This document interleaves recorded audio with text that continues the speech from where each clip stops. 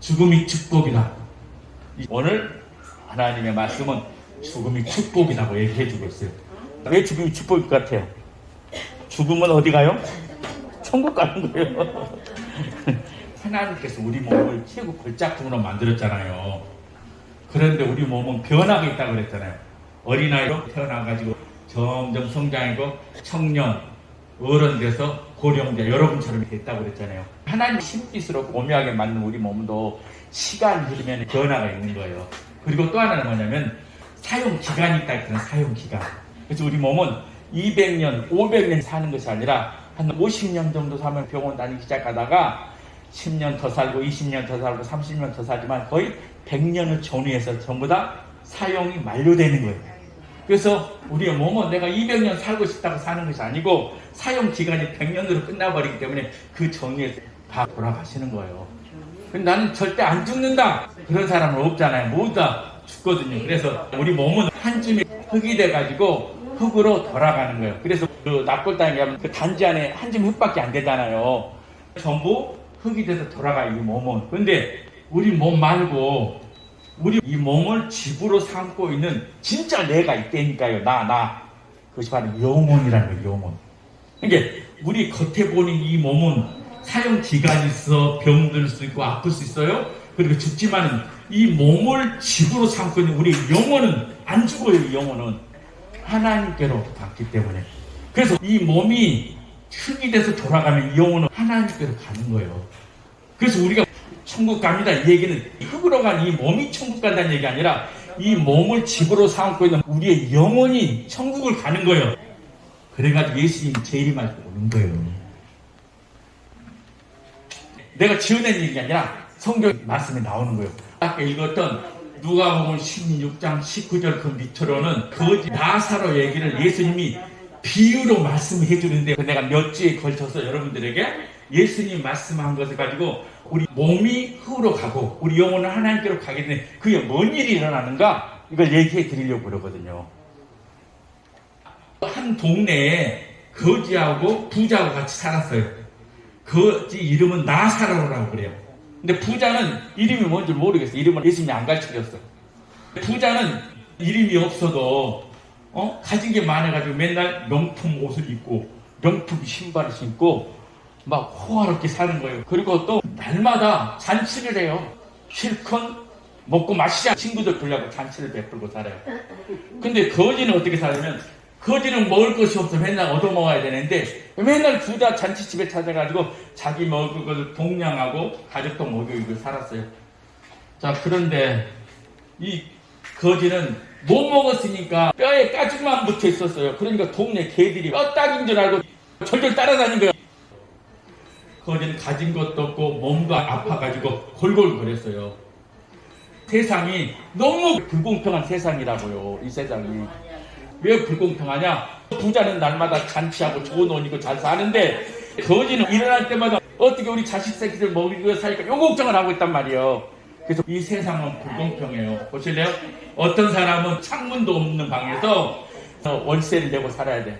근데 어떤 사람은 빌딩을 여러 채 가지고 많은 임대를 받아가지고 아주 최고급 승용차를 돌리고 맨날 화려한 생활을 해요. 이 세상이 그런다니까. 이렇게 불공평한 세상이라고요. 이 세상이. 그런데 이 세상은 불공평한데 불공평하지 않은 공평한 것이 딱 하나가 있어. 그것은요 죽음이요. 죽음. 부자가 아무리 돈을 많이 가지고 잘 살아도 죽음을 피할 수 있어요 없어요? 못 피해. 때가 되면 죽어야 돼. 거지도 마찬가지요. 못 먹고 살아서 병이 골골거려도 죽을 때까지는 살아야 돼. 똑같아요. 부자고 거지고 죽음은 피할 수 없다. 그래서 죽음은 공평하더라. 이 거지 나사로와 이 부자도 죽었어요. 자, 죽음은 누구에게 똑같이 다가옵니다. 여러분에게도 다가오고 저에게도 다가와요.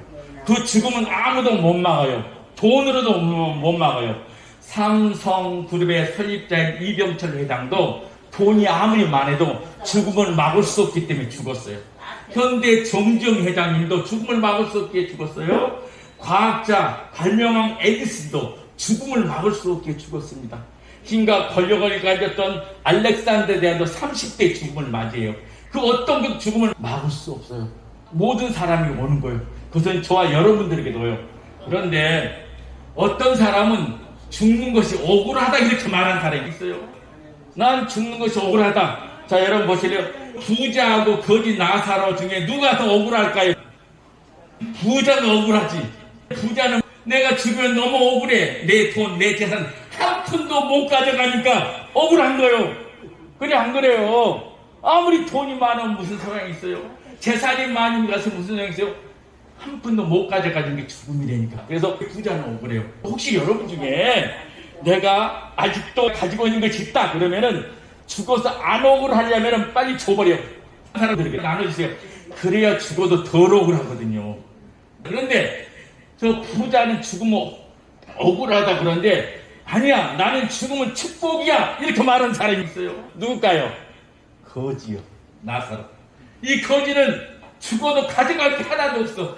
아쉬울 건 하나도 없습니다. 이 거지는 살아있는 동안에 어떻게 살았습니까? 가난하고 뭔가 질병을 짊어지고 살았어요. 조금만 아프면 119 불려서 실려갔어요. 다리도 아파도 허리도 아파요. 왜 못 먹고 힘이 없으니까. 아침마다 눈 뜨면 돈 걱정해야 돼요. 먹을 건 걱정했던 거예요. 근데 죽으면은 다시는 돈 걱정할까요? 안 할까요? 돈 걱정 안 해요. 그죠? 죽으면은 다시는 혼자 이렇게 밥 먹을 필요가 없어요. 죽으면은 119 실려가서 병원에 누워있을 필요 없다니까. 죽으면요 억울해갖고 가슴을 치면서 밤잠 못 이루는 일이 없어요. 여러분 이번 폭우에 보셨잖아요. 비가 워낙 많이 쏟아져가지고 갑자기 흙더미에 깔려서 죽은 사람들이 있어요. 10년 동안 자식이 없어가지고 10년 만에 아들 하나 낳았어. 그래갖고 군대를 보내서 해병대 멋지게 갔다 오라고. 근데 그놈이 물에 빠진 사람 수색하러 가다 물에 빠져 죽어버린 거예요. 그 엄마 아버지 가슴이 어떨까요? 가슴이 미어터져 평생 동안 가슴을 치면서 사는 거예요. 그 엄마 아버지에게 돈을 억만금을 주면은 마음 편할까요? 안 그래요. 누가 뭘로 보상해도 이렇게 아무것도 안 돼.